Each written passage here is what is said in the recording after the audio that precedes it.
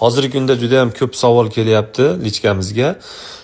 Qo'zilarimizda 4 oy 5 oylik qo'zilarimizda mana shunday holat kuzatilyapti. Tizzasida suv bor, ishyapti. Qanaqa qilsak bo'ladi? Men o'zimni tajribamdan kelib chiqib javob beraman.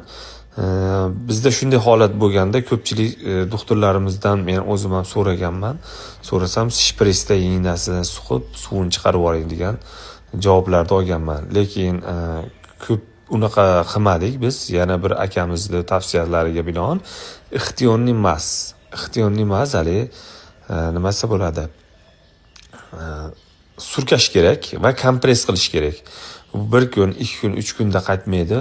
Bu kerak bo'lsa 15 kun, 20 kunlab ixtiyoriy mazni surkab, kompress qilib baylab qo'yilsa, so'rib, ertaga qandaydir ishlarni, zarbni va shamollashlarni qandaydir tortib olar ekan.